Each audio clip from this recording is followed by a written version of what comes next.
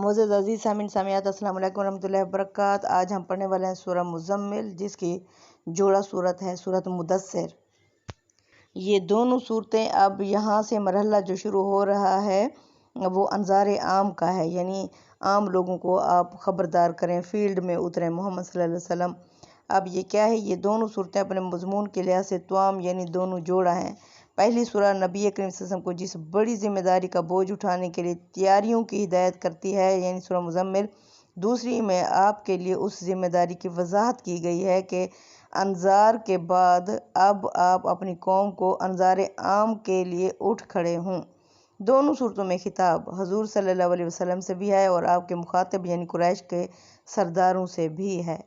ان کے مضمون سے واضح ہے کہ یہ ام القری بستیوں کی جڑ ماں مکہ میں رسول اللہ صلی اللہ علیہ وسلم کی دعوت کا مرحلہ انذار عام انہی دو صورتوں سے شروع ہوا ہے۔ پہلی سورہ جو مزمل ہے کا موضوع قوم کے رد عمل پر غم کی حالت سے نکل کر نبی کریم صلی اللہ علیہ وسلم کو ایک بڑی ذمہ داری کا بوجھ اٹھانے کے لیے تیاریوں کی ہدایت اور قریش کے لیڈروں کو تنبیہ یعنی وارننگ ہے کہ ان کی مہلت تھوڑی رہ گئی ہے، وہ اگر اپنے رویوں کی اصلاح نہیں کرتے تو اس کے نتائج بھگتنے کے لیے تیار ہو جائیں۔ دوسری سورہ جو سورہ مدثر ہے کا موضوع رسول اللہ صلی اللہ علیہ وسلم کے لیے اس ذمہ داری کی وضاحت ہے کہ اس کے تقاضوں اور حدود سے آگاہی اور آپ صلی اللہ علیہ وسلم کے مخاطبین کو تنبیہ یعنی وارننگ ہے اور تحدید ہے۔ جس قیامت سے کھلم کھلا خبردار کرنے کا حکم ہم نے پیغمبر کو دیا ہے، اسے کوئی معمولی چیز نہ سمجھو۔ وہ ایک ایسا دن ہے جو منکروں کے لیے آسان نہ ہوگا، اور وہ ایک ایسی حقیقت ہے جو نہ جھٹلائی جا سکے گی اور نہ اس سے بچنے کے لیے کوئی سفارش کسی کے کام آ سکتی ہے۔ تو چلتے ہیں پہلی سورہ یعنی مزمل۔ اب ہم شروع کر رہے ہیں سورہ مزمل۔ مزمل کا مطلب اوڑھ لپیٹ کر بیٹھنے یا سونے والے۔ بسم اللہ، اللہ کے نام سے، الرحمن الرحیم جو سراسر رحمت ہے، جس کی شفقت ابدی یعنی ہمیشہ رہنے والی ہے۔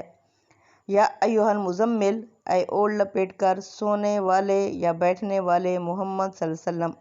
قم، آپ کھڑے رہیں، من اللیل رات کو، الا قلیلا مگر تھوڑی رات، نصفہ آپ آدھی رات کر لیں، او انقص منہ قلیلا یا اس سے بھی کچھ کم کر لیں۔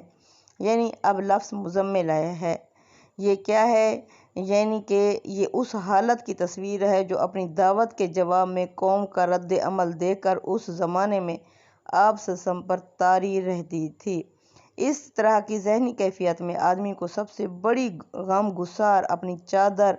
ہی محسوس ہوتی ہے، چنانچہ وہ اسے ہی لپیٹ کر اٹھتا ہے، اسی میں لپٹ کر چلتا ہے اور اسی میں چھپ کر اپنے ماحول سے کنارہ کش اور اپنے باطن میں غوطہ زن ہو جاتا ہے۔ اس موقع پر استاد امام لکھتے ہیں، یہ حالت بالعموم ایسے شخص کی ہوتی ہے جو سامنے کے حالات سے فکر مند اور گرد و پیش کے لوگوں کے رویے سے بد دل ہو جاتا ہے۔ آن حضرت صلی اللہ علیہ وسلم لوگوں کو ایک ایسے عذاب سے ڈرا رہے تھے جو ان کے سروں پر منڈلا رہا تھا، لیکن لوگوں کی بے گانگی اور بیزاری کا یہ حال تھا کہ بات سننا تو درکنار، الٹے منہ نوچنے کو دوڑتے اور آپ صلی اللہ علیہ وسلم کی بے قراری اور ہمدردی کو خبط و جنون قرار دیتے تھے۔ ایسے حالات میں آپ صلی اللہ علیہ وسلم کا متفکر مغموم رہنا ایک امر فطری تھا، اور فکر و غم کی حالت میں آدمی کی چادر اس کی بہترین غم گسار ہوتی ہے۔ وہ اس میں لپٹ کر جب چاہتا ہے خلق سے منقطع اور خالق سے متصل ہو جاتا ہے، یعنی مخلوق سے الگ اور خالق سے جڑ جاتا ہے۔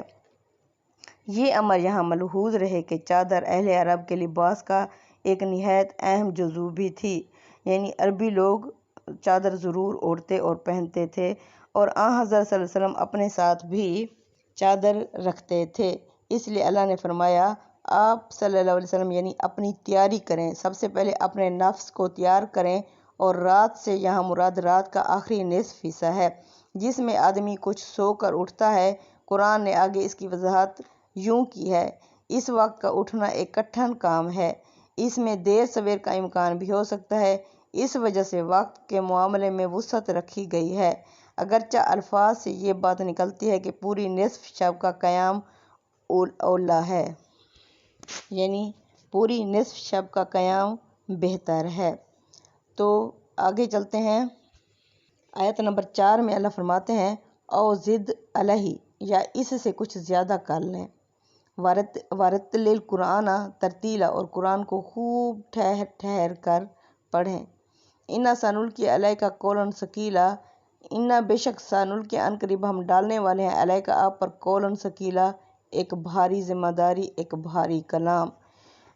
یعنی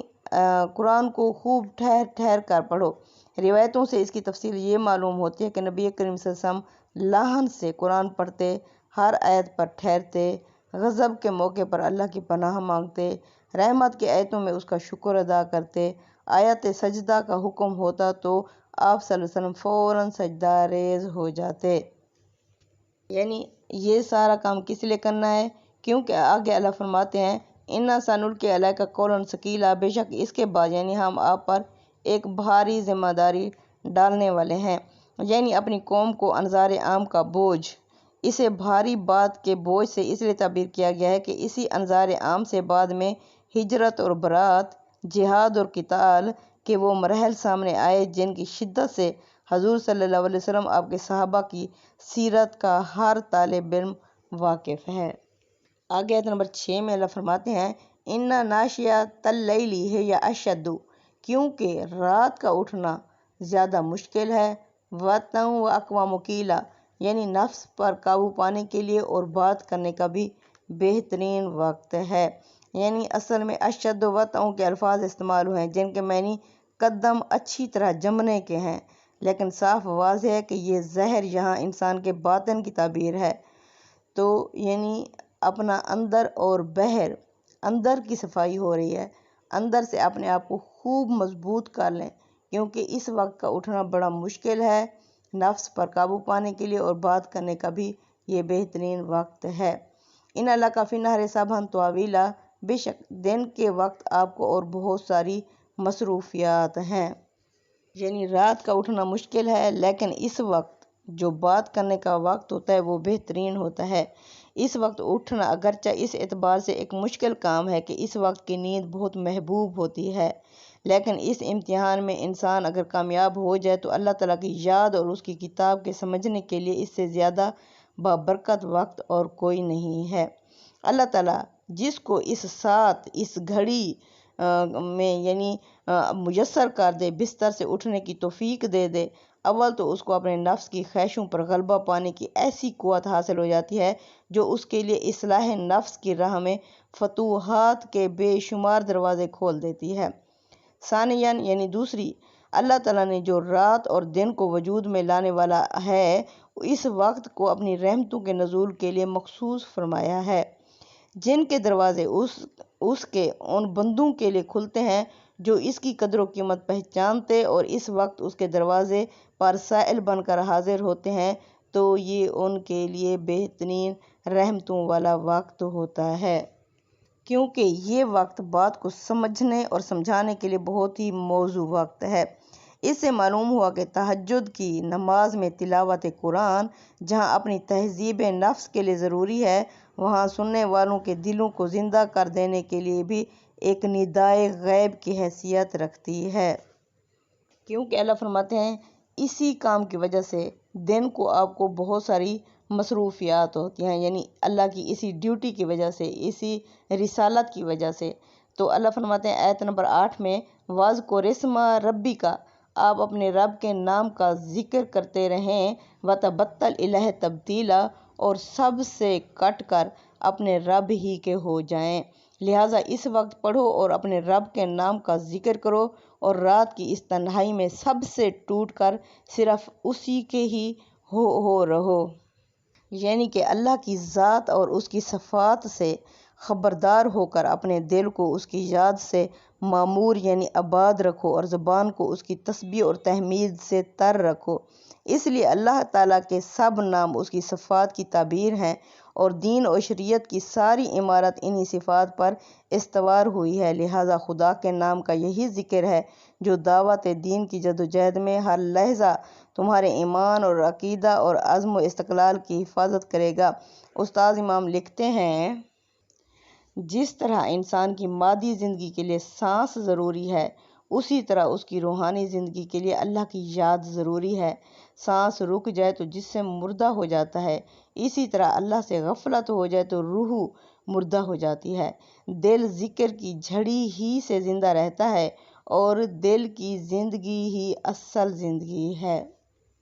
وَتَبَتَّلْ إِلَيْهِ تَبْتِيلًا یعنی سب سے کٹ کر ٹوٹ کر صرف اللہ کے ہو جاؤ، یعنی ہر چیز سے بے تعلق ہو کر اسی سے لو لگاؤ۔ یہ وقت اس کی یاد میں بسر کرو۔ اس سے اندازہ کیا جا سکتا ہے کہ دعوت دین کی جدوجہد میں صبر و ثبات کے لیے تہجد کی نماز، اس میں قرآن کی تلاوت اور ذکر الہی کی کیا اہمیت ہے۔ سبحان اللہ۔ آگے آیت نمبر 9 میں اللہ فرماتے ہیں رب المشرقی والمغربی، جو رب ہے مشرق اور مغرب کا، لا الہ الا ہوا، نہیں معبود اس کے سوا، لا نہیں الہ معبود الا ہوا سوائے اس کے، فاتخذہ وکیلا، پس تم اسی کو ہی اپنا وکیل یعنی کارساز بنا لو۔ آگے آیت نمبر 10 میں اللہ فرماتے ہیں وَاصْبِرْ عَلَىٰ مَا يَقُولُونَ، محمد صلی اللہ علیہ وسلم آپ صبر کرو جو یہ مکہ کے سردار آپ کو کہہ رہے ہیں، وَاهْجُرْهُمْ هَجْرًا جَمِيلًا، اور نہایت بھلے اس طریقے سے خوبصورتی کے ساتھ ان سے الگ ہو جاؤ،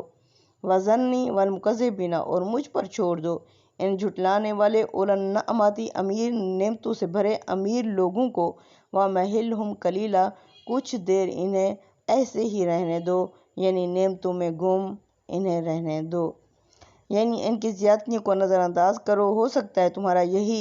ہجر جمیل ان کے رویے میں تبدیلی کا باعث بن جائے۔ جھٹلانے والوں کی یہ صفت اس کے جھٹلانے کا سبب بتانے کے لیے آئی ہے، یعنی اللہ کی بخشی ہوئی نعمتوں ان کے لیے تمرد اور سرکشی کا باعث بنی ہیں، اور اپنے پروردگار کے شکر گزار بننے کے بجائے اس کے حریف بن کر یہ قریش کے لوگ اٹھ کھڑے ہوئے ہیں۔ اِنَّ لَدَيْنَا، بے شک ہمارے پاس ہیں، انکالوں و جہیمہ، ان کے لیے بھاری بیڑیاں اور بھڑکتی ہوئی آگ، یعنی تم الگ ہو کر بیٹھو اور مجھے تنہا ان سرکشوں سے نمٹنے دو، پھر دیکھو کہ ان کا حشر کیا ہوتا ہے۔ اس موقع پر استاد امام لکھتے ہیں اس میں یہ اشارہ بھی ہے کہ ان جھٹلانے والوں کی تباہی میں کچھ دیر ہو رہی ہے، تو اس کی وجہ یہ ہے کہ ابھی ان کے اندر تم موجود ہو۔ سنت الہی یہ ہے کہ جب تک پیغمبر قوم کے اندر موجود رہتا ہے اس وقت تک قوم پر عذاب نہیں آتا۔ تم چھوڑو تو چشم زدن میں ان پر، یعنی اگر آپ صلی اللہ علیہ وسلم جب ہجرت کر کے یہاں سے جائیں گے تو آنکھ پلک جھپکتے ہی ان سرکشوں پر اللہ کا عذاب آ جائے گا اور انہیں تہس نہس کر دے گا۔ یہ ان ظالموں کی بدبختی ہے کہ وہ تمہارے در پہ آزار ہیں، ان کے لیے عذاب کے مقابلے میں امان کی دیوار تم ہی ہو محمد صلی اللہ علیہ وسلم۔ اگر اس امان سے انہوں نے اپنے آپ کو محروم کر لیا تو عذاب سے ان کو کون بچائے گا۔ آگے آیت نمبر 13 میں اللہ فرماتے ہیں وَطَعَامًا ذَا غُصَّةٍ، اور وَعَذَابًا أَلِيمًا، یعنی وَطَعَامًا، اور کھانا ہوگا، ذَا غُصَّةٍ، گلے میں پھنس جانے والا کھانا ہوگا، وَعَذَابًا أَلِيمًا، اور ان کے لیے یعنی دردناک عذاب ہوگا، یعنی زقوم کا کڑوا اور کانٹے دار درخت جو ہے ان کا کھانا ہوگا اور ان کے لیے دردناک عذاب ہوگا۔ یوم ترجف الارض، اس دن جس دن زمین ہلا ڈالی جائے گی، والجبال، اور پہاڑ بھی ریزہ ریزہ ہو جائیں گے، وکانت الجبال کثیبا مہیلا، وکانت، اور ہو جائیں گے جبال و پہاڑ، کثیبا مہیلا، بھر بھری ریت کی طرح، یعنی کہ اس دن زمین اور پہاڑ لرز اٹھیں گے اور پہاڑوں کا حال ایسا ہو جائے گا گویا ریت کے ٹیلے ہیں جو بکھرے جا رہے ہیں۔ آگے آیت نمبر 15 میں اللہ فرماتے ہیں اِنَّا أَرْسَلْنَا إِلَيْكُمْ، ہم نے بھیجا تمہاری طرف، محمد صلی اللہ علیہ وسلم قریش کے لوگوں، رسولاً، ایک رسول، شاہداً علیکم، گواہ بنا کر تم پر، کما، جس طرح، ارسلنا، ہم نے بھیجا تھا، الی، طرف، فرعون کی طرف، رسولاً، اپنا رسول یعنی موسیٰ علیہ السلام، فعصیٰ فرعون الرسول، پس انہوں نے نافرمانی کی اپنے رسول کی، یعنی فرعون وغیرہ نے، فأخذنہ أخذا وبیلا، پس ہم نے انہیں پکڑ لیا سخت پکڑنا، یعنی تمہاری طرف آئے قریش مکہ، ہم نے اسی طرح ایک رسول تم پر گواہ بنا کر بھیجا جس طرح ہم نے فرعون کی طرف ایک رسول بھیجا تھا، یعنی تمہارے اوپر حق کی گواہی دینے والا بنا کر بھیجا محمد صلی اللہ علیہ وسلم کو۔ یہ قرآن کی خاص تعبیر ہے جو اتمام حجت یعنی اچھی طرح قرآن اور اللہ کا پیغام پہنچا دینے کے بعد آتی ہے۔ اس سے مقصود یہ بتانا ہے کہ خدا کا پیغمبر در حقیقت خدا کی عدالت ہے جو گواہی قائم ہو جانے کے بعد اسی طرح حق اور باطل کا فیصلہ سنا دے گی جس طرح موسیٰ اور فرعون کے معاملے میں سنایا گیا تھا۔ اللہ فرماتے ہیں فرعون نے اپنے رسول یعنی موسیٰ علیہ السلام کی نافرمانی کی، ہم نے اسے پکڑ لیا سخت پکڑنا۔ فَكَيْفَ تَتَّقُونَ، پھر قریش کے لوگوں تم کیسے بچو گے، ان کفرتم، اگر تم انکار کر رہے ہو، یومن، اس دن، یجعل الولدان شیبا، وہ دن جو بچوں کو بھی بوڑھا کر دے گا۔ یعنی تم کس زوم میں ہو؟ سرداری کے زوم میں۔ سب سے بڑا جو اپنے آپ کو خدا مانتا تھا فرعون، جب وہ نہیں بچا اللہ کے آگے، تو تم چھوٹی سی سرداری جس کے اوپر اکڑ رہے ہو تو کیسے بچو گے وہ دن جو اتنا لمبا ہوگا جو بچوں کو بھی بوڑھا کر دے گا۔ نِسَّمَاءُ مُنْفَطِرٌ بِهِ، آسمان اس دہشت سے پھٹ جائے گا، کان وعدہ مفعولا، اور اللہ کا حکم پورا ہو کر رہے گا۔ یعنی آسمان بھی پھٹ جائے گا اس کی دہشت سے۔ مطلب یہ ہے کہ اہل بصیرت کے لیے قیامت کے آثار اور شواہد اس کے اندر ایسے نمایاں ہیں جس طرح آخری دنوں میں حاملہ کا حمل ہوتا ہے۔ اس کا وقت، صحیح وقت تو یقیناً کوئی نہیں بتا سکتا کہ کس وقت اس کا حمل یعنی بچہ پیدا ہو سکتا ہے، مگر کسی دیکھنے والے کو اس میں شبہ بھی نہیں ہوتا کہ وہ بہرحال بچے کو جننے گی۔ یعنی جس طرح حاملہ عورت کا حمل 9 ماہ سے آگے 10 ماہ 11 ماہ تک نہیں جا سکتا، جس طرح وہ حاملہ ضرور اپنا بچہ جننے گی، اسی طرح اللہ فرماتے ہیں یہ عذاب، یہ قیامت بھی ضرور آئے گی ویسے ہی جیسے حاملہ کا بچہ پیدا ہوتا ہے۔ اللہ فرماتے ہیں آیت نمبر 19 میں، اِنَّ هَٰذِهِ تَذْکِرَہ، یہ قرآن تو ایک نصیحت ہے، بے شک یہ قرآن ایک نصیحت ہے، فَمَنْ شَاءَ اتَّخَذَ، پس جو چاہے، إِلَىٰ رَبِّهِ سَبِیلًا، اپنے رب کی طرف راستہ بنا لے۔ یعنی یہ ایک یاد دہانی ہے قرآن، یہ ایک نصیحت ہے۔ اب تمہارے اوپر ہے، تمہیں 2 راستے دکھا کے آزاد چھوڑ دیا گیا ہے، اب تم میں سے جو چاہے اپنے رب کی طرف راستہ بنا لے۔ اب آیت نمبر 20 میں اللہ فرماتے ہیں، اِنَّ رَبَّکَ یعلم، بے شک محمد صلی اللہ علیہ وسلم تمہارا رب جانتا ہے، اَنَّکَ تَقُومُ، بے شک تم کھڑے رہتے ہو، یعنی قیام میں، ادنیٰ من ثلثی اللیل، یعنی ہم نے اے پیغمبر تم کو حکم دیا تھا کہ رات میں قیام کرو، تمہارا پروردگار خوب جانتا ہے کہ تم کھڑے رہتے ہو کبھی 2/3 رات، وَنِصْفَہُ، کبھی آدھی رات، وَثُلُثَہُ، کبھی 1/3 رات، وَطَائِفَةٌ، اور ایک جماعت یا ایک گروہ، مِنَ الَّذِینَ مَعَکَ، ان لوگوں کی بھی آپ کے ساتھ ہوتی ہے، وَاللَّهُ یُقَدِّرُ اللیل وَالنَّہَارَ، اور اللہ ہی دن اور رات کے یعنی تقدیر بدلتا ہے، اللہ ہی دن رات کو ٹھہراتا ہے، عالمہ، وہ جانتا ہے، وَاللَّهُ یُقَدِّرُ اللیل وَالنَّہَارَ، یقدر کا مطلب اندازہ لگانا، اور اللہ ہی اندازہ لگاتا ہے رات اور دن کا، عالمہ، وہ جان گیا، عالم تحصوہ، کہ تم اس کو نہیں شمار کر سکتے، یعنی اندازہ نہیں لگا سکتے رات کا، فتاب علیکم، پس اس نے تم پر نظر عنایت کی، فقرؤ، پس پڑھو، ما تیسر من القرآن، جتنا بھی آسانی سے پڑھ سکتے ہو قرآن، عالمہ، وہ جان گیا، ان سیکون، کہ تم میں سے کچھ ہوتے ہیں، منکم، تم میں سے، مرضی، مریض، وآخرون، اور کچھ دوسرے وہ بھی ہیں، یضربون، جو مارتے ہیں یعنی سفر کرتے ہیں، فی الارض، زمین پر، کس لیے، یبتغون فضل من اللہ، اللہ کا فضل یعنی روزی روٹی تلاش کرنے کے لیے، وآخرون، دوسرے کچھ وہ بھی ہیں، یقاتلون فی سبیل اللہ، جو اللہ کی راہ میں لڑتے ہیں، فقرؤ، پس پڑھو، ما تیسر، جتنا بھی آسانی سے منہ اس میں سے پڑھ سکو، وَأَقِیمُوا الصَّلَاةَ، اور نماز قائم کرو، وَآتُوا الزَّکَاةَ، اور زکوٰۃ ادا کرو، وَأَقْرِضُوا اللَّهَ قَرْضًا حَسَنًا، اور اللہ کو بہترین قرض حسنہ دو، وَمَا تُقَدِّمُوا لِأَنفُسِکُم، جو بھی تم آگے بھیجو گے اپنے لیے، من خیرن، کوئی نیکی، کوئی مال، کوئی بھلائی، تَجِدُوهُ عِندَ اللَّهِ، اسے پاؤ گے اللہ کی بینک میں، اللہ کے ہاں، ہوا خیر، جو بہتر بھی ہوگا، وَأَعْظَمُ درجہ، اور درجے میں، وَأَعْظَمُ اجرا اور درجے میں بھی بڑھا ہوا ہوگا۔ واستغفر اللہ، اللہ سے معافی مانگو، ان اللہ غفور الرحیم، بے شک اللہ بخشنے والا اور رحم کرنے والا ہے یا اس کی شفقت ابدی ہے۔ یعنی اللہ فرماتے ہیں اللہ ہی دن اور رات کو تبدیل کرتا ہے، لوگوں کی ضرورت کے لحاظ سے اللہ ہی رات اور دن کی تقدیر یعنی اندازہ ٹھہراتا ہے۔ اس نے جان لیا کہ تم لوگ اسے نبھا نہ سکو گے، اس نے تم پر عنایت کی، نظر کی، یعنی کہ فتاب علیکم، تابہ کے معنی لوٹنے کے ہیں، لیکن اس کے ساتھ اللہ نے وہ معنی پیدا کر دیے ہیں جو یعنی کہ اس میں شامل ہیں کہ وہ جان گیا، اس نے تم پر نظر عنایت کی۔ چنانچہ اب قرآن میں سے جتنا ممکن ہو اس نماز میں پڑھ لیا کرو۔ آیت کا سیاق دلیل ہے کہ قرآن پڑھنے سے مراد یہاں نماز میں قرآن پڑھنا ہے۔